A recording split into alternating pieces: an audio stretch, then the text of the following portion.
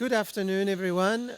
We just came back from the FAA, the Federation of Australian Astrologer, and we spent a couple of days in Surfers Paradise, where there was the summit, the annual congress. Can we say it was an annual congress? Conference, I would say. It was a conference, astrology conference.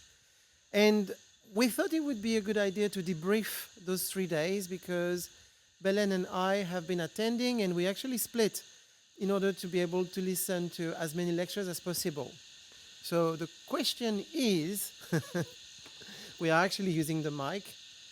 We are back to our sanctuary, and the beauty of being in Mulula Valley is to be nested in nature, and at the same time, the cicadas are so happy to see us that they are singing so loud that it can be a little bit disruptive, and we are using the mic.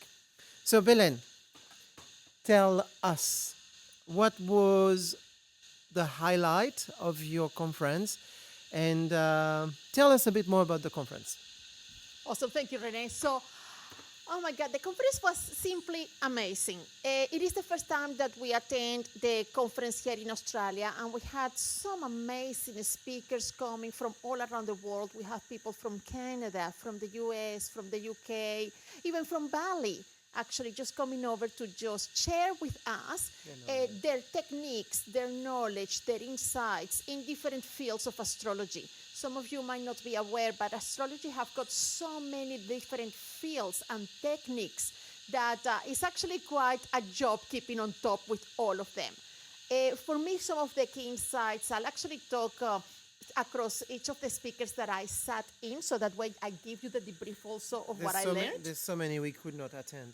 100%, yes. We were able to attend just 50% of them because they were running concurrently and we had to divide the agenda. You do that one, I'll go to that one. Anyway, Fantastic. It was fabulous, fabulous. So the first one that I attended was with Chris Skidmore. And Chris Skidmore actually spoke about the healing abilities of the cycles of Neptune and Chiron. And it was so interesting for me, a bit of an eye-awakening element was we focus so much on health for our physical body, and we know that is house number 6, is house number 12. However, when we think about our healing abilities, there is a big element that comes from our mind, our unconscious mind, and the importance of getting into a dream state. That is where Neptune comes into place to be able to help unlock that unconscious mind and heal that unconscious mind that sometimes actually reflects also in the physical body. And Chiron. Exactly. Chiron Carl Neptune. Jung was one of the pioneers, in regards to how to actually connect with the unconscious mind. And it's just amazing to also know that Carl Jung used astrology as part of his psychoanalysis back at the time. So for me, one of the key insights was dreaming and how much we connect with our unconscious mind through the dreaming stage. And that's the importance of Neptune and understanding those cycles for those healing abilities. You will share your note, I hope. Maybe. Then Chris Skidmore also had another session, and it was around constellations. Yeah. Some people might, I did this one with you.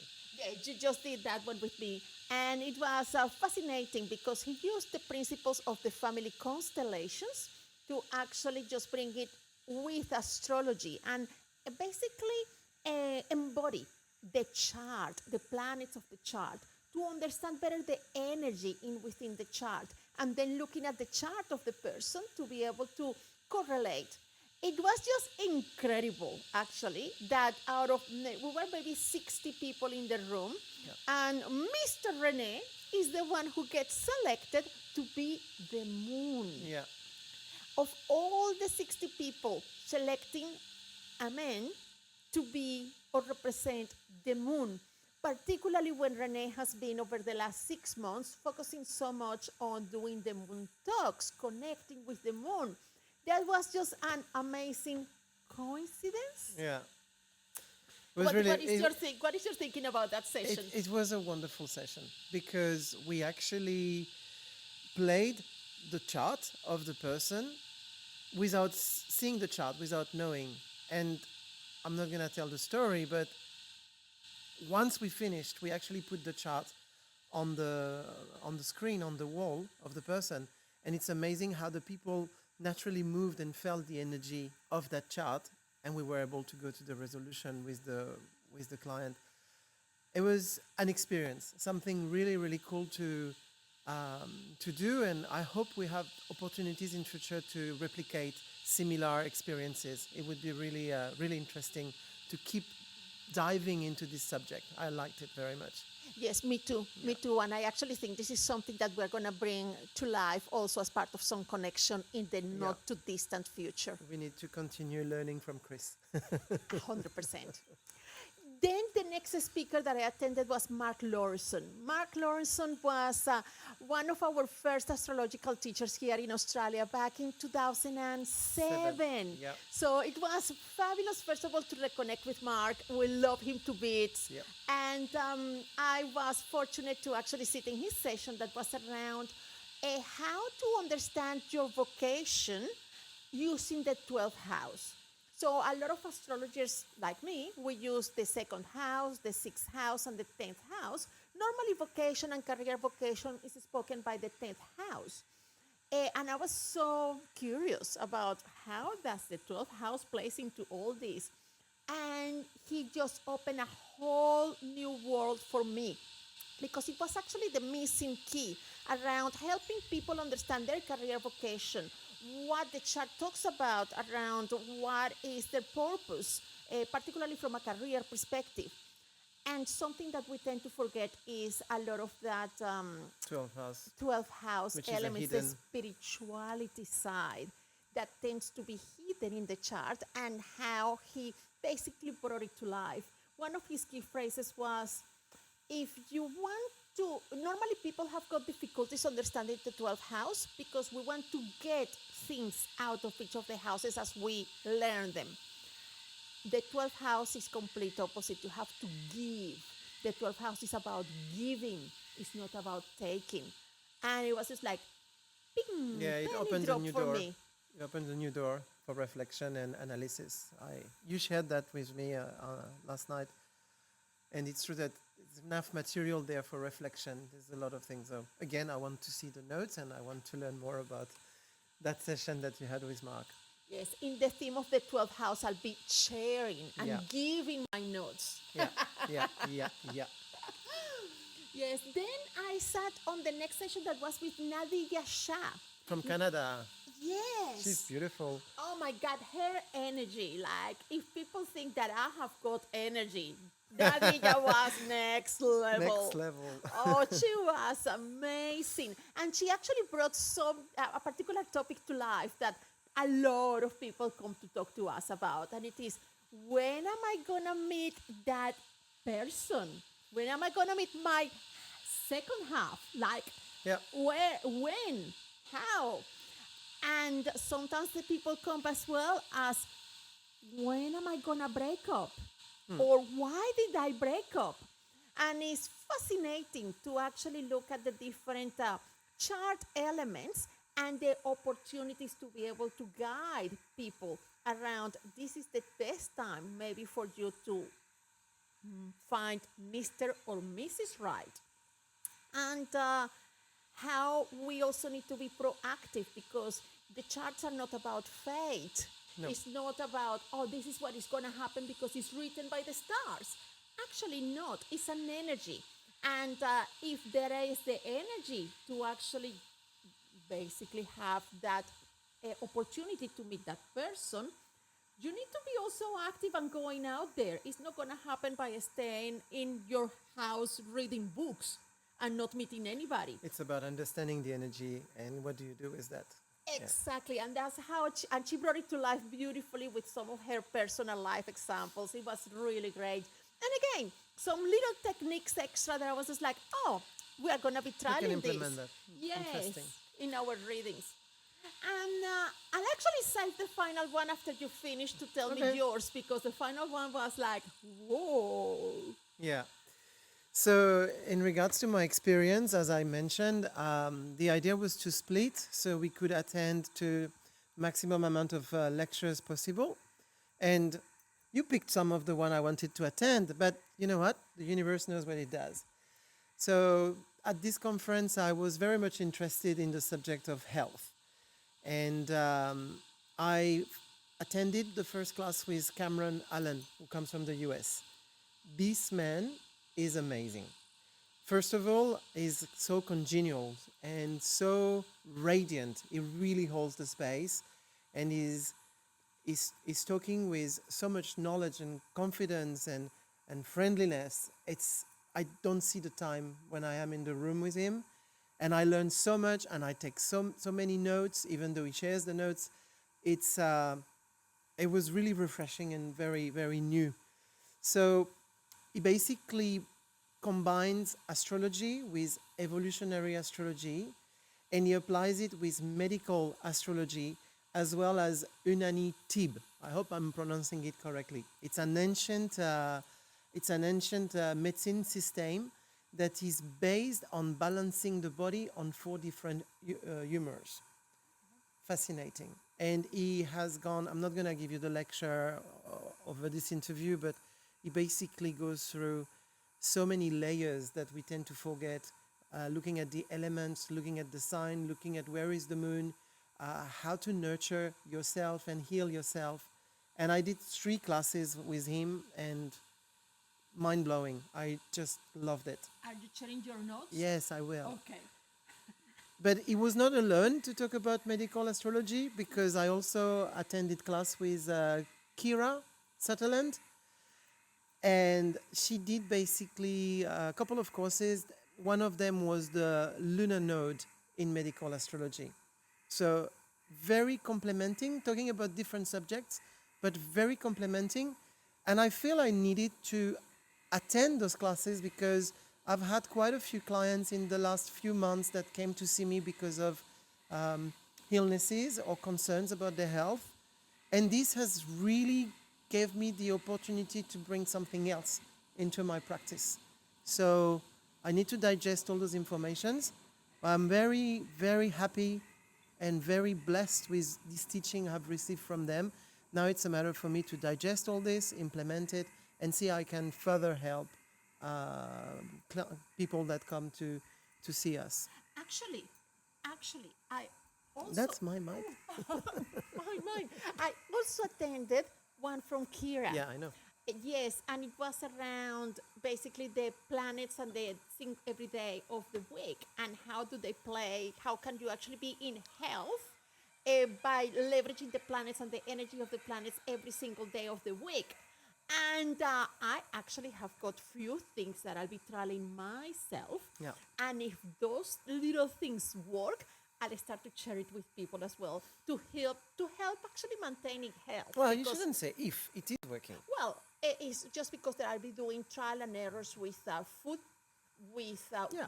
things, activities, what to do, even exercises, and I want to measure how that impacts my sleeping patterns, my mood, and my overall well-being. So I actually just got my blood tests just recently because I did them actually last week. And it's just perfect. The universe knows what it does. So I'll be doing this and measure after, again, with the blood test to see which were the changes as well. So stay tuned. Excellent. Well, we definitely have a lot of conversation in the pipelines. That's going to be great. Then, who else did I see? I went to a class with Patricia Walsh. Another mind-blowing experience. She basically have given me a new perspective to look at evolutionary astrology. And she spoke about the Dharma, the Karma, and the South Nodes. The Dharma, the Karma, and the evolutionary astrology. And without going into too much detail, she basically demonstrated how, in some occasions, when the nodal axis is in a T-square, you can actually look at the nodal axis from both sides, not knowing which one is going to be. We normally look at the south node as being the karmic past, but in some occasion you can actually take the north node to be the karmic past because something needs to be resolved. And she did the demonstration of 2 karmic stories based on each side of the of the dragon, the head or the tail. And it's amazing how the story yet were different, and at the same time they would complement each other and make so much sense. So again, a huge topic that was condensed in 60 minutes, which is nearly impossible, but she did it so well to compress all this information into 60 minutes, to have enough information so you can implement it yourself, yet it's just an introduction and I need to do a lot more work. But it's just, this conference is about this basically. It's about meeting people that have so much knowledge about the subject because they research it and they have this depth, and they open the door to something that is brand new. And I feel that with astrology, it's always a subject that you will never know everything. You constantly learn, and it actually allows you to grow, to learn more, to expose yourself to things that you never thought about. When you think that you know something when you think that you know something really well, they bring you an extra layer that says, hey, there is this that have evolved, and there is this. So Patricia Walsh was another teacher that really, really was amazing, and I enjoyed very much. And after that, we had the theme party, the theme party, and I was sitting next to Chiron Shakti, who is actually into draconic astrology. And I even didn't know what draconic meant at the beginning, but I attended her class the next day, and again, an hour that was just so incredible and rich. For people that understand astrology, the concept of draconic astrology is to put the North Node at 0 degree Aries. So it actually shifts completely the zodiac in your chart. The planet remains the same, the houses remain the same, but the zodiac shift.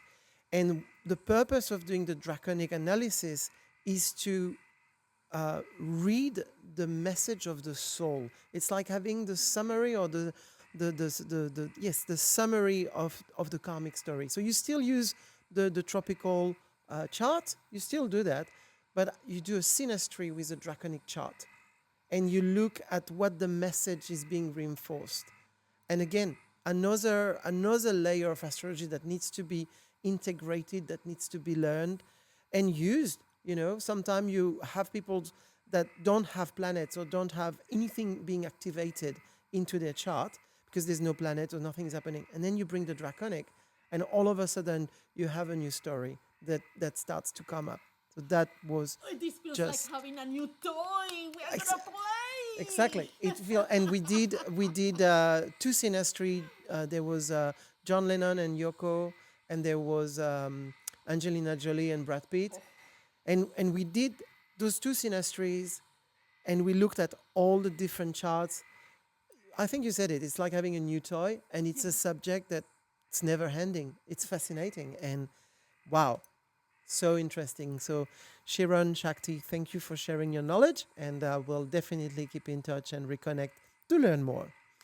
And the list continues. There's so many, so many more subjects that I wanted to dive in.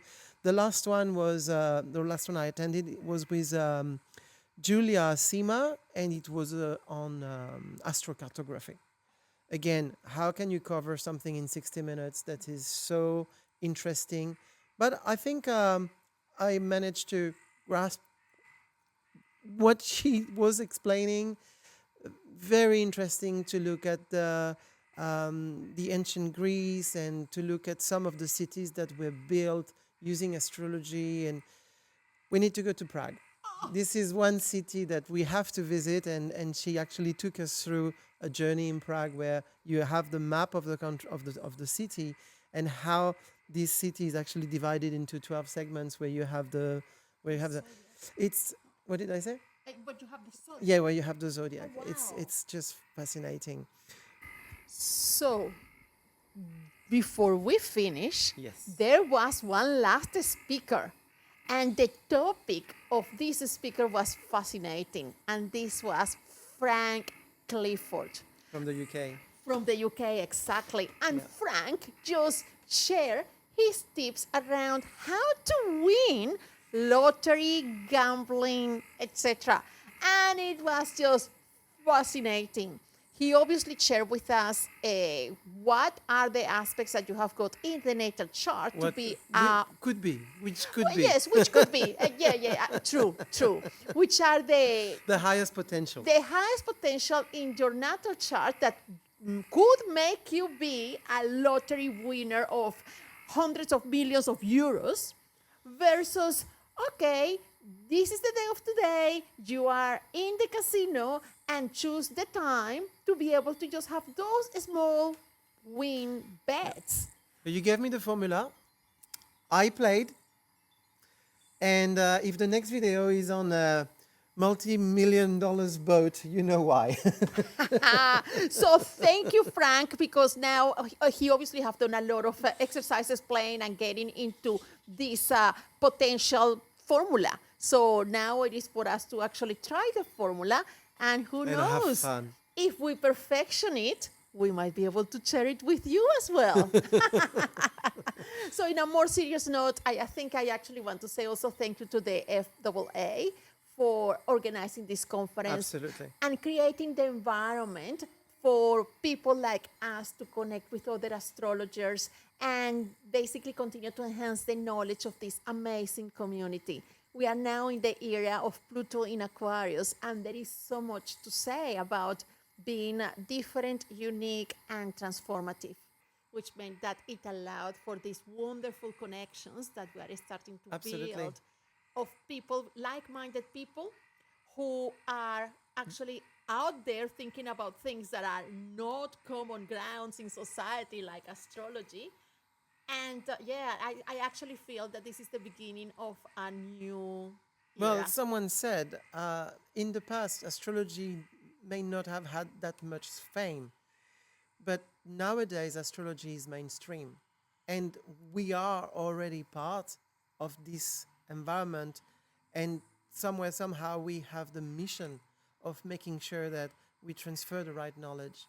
So it changes the perspective, and it's really exciting. I actually look forward this Pluto in Aquarius and this new era. It's really cool. Very exciting. Exciting. Yeah, so thank you everybody for watching. We're very pleased that we hope that you enjoyed this conversation. And if you like it, if you have got any comments, any questions, please feel free to leave them in the comments section below. Feel free to share it. And if you want to know more about your own natal chart, your transits, your medical astrology, feel free to connect with us. Yeah, and next month I also will be launching the Moon Talk online. In the last 6 months, I have been doing it here in Mulula Valley, around the bonfire. It's beautiful. This is going to continue, but I will also start to do the same online. So there will be more people able to join and to listen to the Moon Talk discussion. Excellent. So thank you, everybody. Thank you, everybody. Stay tuned. Bye now. Goodbye. Thank you.